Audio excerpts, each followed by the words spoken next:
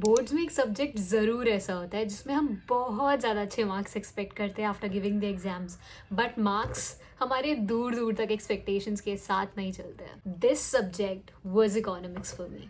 Boards के एक महीने पहले जब मैंने अपने प्री बोर्ड्स दिए थे, the marks were very devastating. घर आके आई वाज लिटरली क्राइंग कि मैंने जितने एक्सपेक्ट किए थे उतने मेरे मार्क्स तो नहीं ही आए. एंड देन एक महीने बाद when I had my boards, I scored more than my expectations. This is what you see in yourself. And जो चीज़ I was lacking in my entire preparation, वो मैंने कैसे find out करी एक महीने में? This video and this strategy is going to tell you how to prepare in the last 1 month for your economics exam. बहुत ज़्यादा प्यार मिला पिछली BST वीडियो को. अगर तुमने नहीं देखा then you can watch it. The link is in the description. You guys were expecting a video for economics, so I am here with one. But before that, you see the ratio, right? Subscribe for more such videos that will definitely help you in the future if you haven't yet. Subscribe करना free होता है, so this is definitely going to help me अगर तुम लोग subscribe करोगे तो. Economics में तुम्हें डेफिनेटली पता होना चाहिए कि तुम्हारी 2 बुक्स है, right? One is macro economics and the other one is Indian economy. अब इन दोनों के लिए सेपरेट स्ट्रैटेजीज मैं बताने वाली हूँ because I implemented 2 different strategies for both of them, क्योंकि इनके कोर कॉन्सेप्ट्स बहुत अलग होते हैं and you have to understand that. पहले तो मैं अपनी गलती के बारे में बात करने वाली हूँ. जो चीज़ I was lacking in my paper while writing was concept clarity. तुम BST की तरह या अकाउंट्स की तरह इकोनॉमिक्स नहीं कर सकते हो. यहाँ पे तुम्हें अपने सारे कॉन्सेप्ट्स क्लियर करने पड़ेंगे. इकोनॉमिक्स में go to the basics, go to the core of the subject and understand कि वो टॉपिक तुम्हें क्या बताना चाह रहा है. अगर तुम्हें कॉन्सेप्ट्स की क्लैरिटी नहीं है, और for example national income, that chapter is a huge one and उससे जो न्यूमेरिकल आता है वो तुम सॉल्व ही नहीं कर पाओगे अगर तुम्हें कॉन्सेप्ट्स के बारे में आइडिया नहीं है. तो ensure that you clearing all your concepts from the very basic because it is important with economics. Clearing your doubts. अब हर बार I used to go to my teacher say कि सर मुझे doubts है and I never shied away क्योंकि मुझे पता था कि economics is this one subject. अगर मैंने यहाँ पे doubts नहीं पूछे ना, I will mess up my entire exam. So मैंने doubts पूछे. Whenever I got a doubt, वो तब आएगा जब तुम prepare करोगे, right? So whenever I used to prepare, I used to get doubts and get it cleared from my teachers. तो अगर teachers नहीं है तुम्हारे तो you can go to YouTube, वो topic दोबारा से पढ़ो पर अपने doubts ज़रूर clear करो. जितने ज़्यादा doubts अपने दिमाग में लेके आओगे, you'll mess it up in the exam. I know तुमसे बहुत लोग बोल रहे होंगे कि तुम अब notes बनाना चालू करो because economics में it is very important. But I would not suggest creating notes specifically right now, but short notes ज़रूर बनाओ of differences क्योंकि differences बहुत इंपॉर्टेंट है अगेन फॉर बोर्ड्स पर्सपेक्टिव. और apart from that notes, short notes बहुत ज़्यादा important है. Exam की जस्ट एक दिन पहले तुम्हें पूरा ओवरव्यू चाहिए, तुम नहीं ले सकते हो बुक पढ़ के. Ensure that you creating short notes जो बहुत क्लियरली तुम्हें समझ आ रहे हैं. ज़रूरी नहीं है कि दूसरों को समझ आना है, you have to understand it. तुम्हें उस कॉन्सेप्ट, उस चैप्टर के बारे में पूरी क्लैरिटी मिल जानी चाहिए after seeing that one note of yours. एक चीज़ मैक्रो इकोनॉमिक्स में बहुत ट्रबल करेगी तुम्हें, that one question, that one numerical of national income. I totally relate to you. बहुत सारे अलग अलग क्वेश्चंस होते हैं उसमें, कुछ भी अलग सा आ जाता है to be very honest in the board exams और even in the sample papers. तो कैसे कर पाओगे तुम लोग? Solve more and more questions. जितनी ज़्यादा वेराइटी ऑफ क्वेश्चन सॉल्व करोगे, जितनी ज़्यादा डिफरेंट क्वेश्चन सॉल्व करोगे for national income and specifically numericals for that example, तुम जितने ज़्यादा सॉल्व करोगे you will be easily be able to solve all the questions of any particular format और variety. The last one is solving sample papers. Macro economics में बहुत important है कि तुम्हारे कोर कॉन्सेप्ट्स क्लियर हो और वो तुम्हें कैसे समझ आएंगे? By solving question papers, by solving sample papers.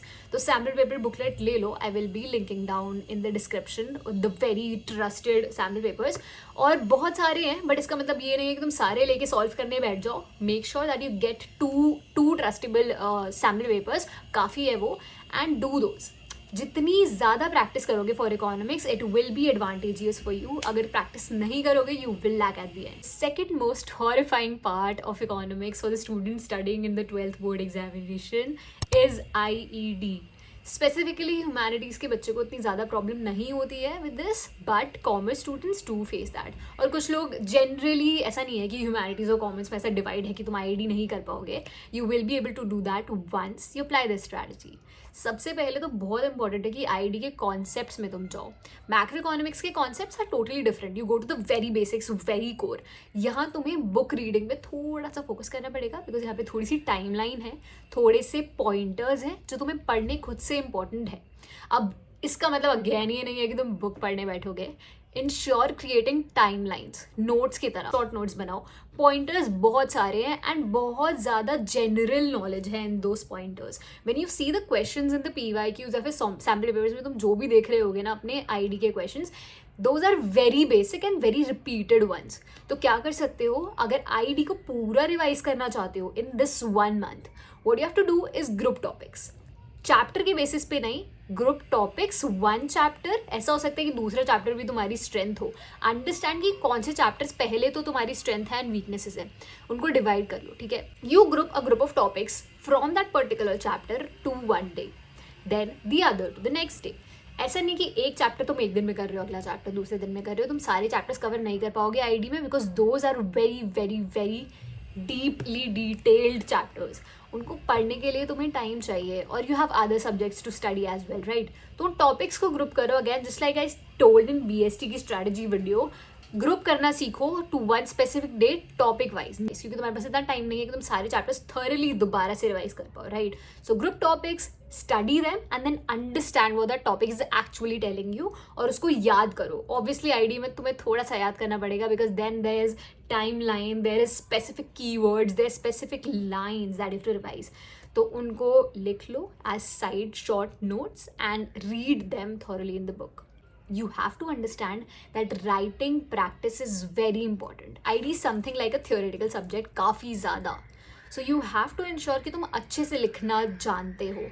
Get those sample papers, solve those sample papers, get them checked by your teachers and ask them कि हमारे यहाँ पे मार्क्स क्यों कटे हैं. What is something that we are lacking? हमारी writing practice में क्या गलती हुई है, हमने किस तरीके से फॉर्मेटिंग गलत करी है ताकि तुम उसको इम्प्रूव कर पाओ. Again formatting in presentation in ID is very important कि तुम अपना आंसर कैसे प्रेजेंट कर रहे हो. How are you actually starting your answer, what is the question actually answering and then what is the question again asking. उसको compare करो, क्या वो क्वेश्चन वही चीज़ पूछ रहा है जो तुमने आंसर करी है, और उसको क्लियरली तरीके से फॉर्मेट करना सीखो. How to start answer, how to mid that body of the answer and then how to conclude that answer. ID में बहुत इंपॉर्टेंट है ये सब. Very very very important thing is to revise and revise for ID, क्योंकि तुम लोग कुछ नहीं कर सकते. It is a very theoretical subject. तुम जब तक रिवाइज करना नहीं सीखोगे again it won't be able to suffice eight the and. जितना ज़्यादा रिवाइज कर सकते हो, जितना ज़्यादा टॉपिक्स डिवाइड कर करके रिवाइज कर सकते हो करो.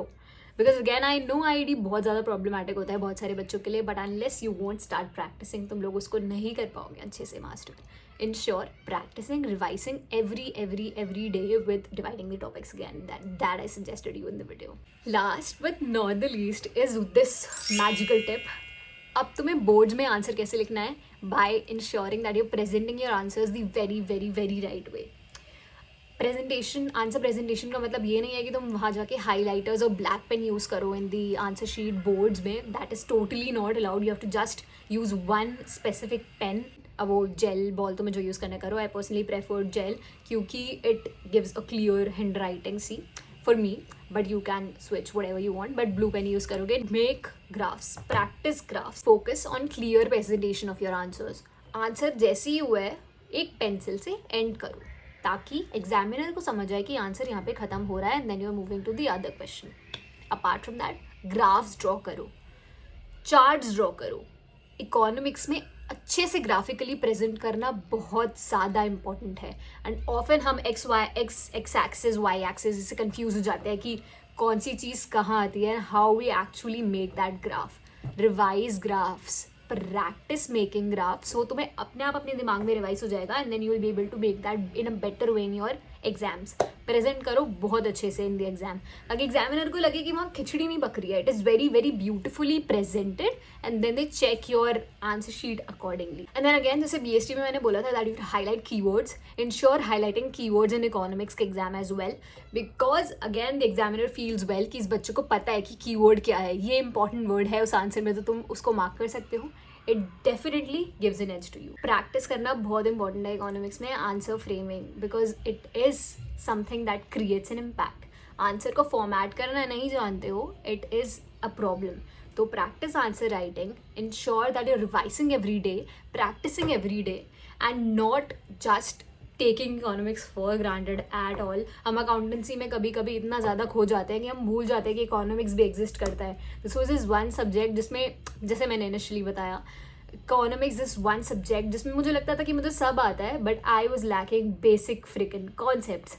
रिवाइज करो, बहुत आसानी से क्लियर हो जाएंगे concepts and you won't be able to just struggle at the end. I will be linking the sample papers down in the description. Definitely check them out, क्योंकि वो थोड़े से ट्रस्टेबल सोर्सेज है that I used for my preparation as well.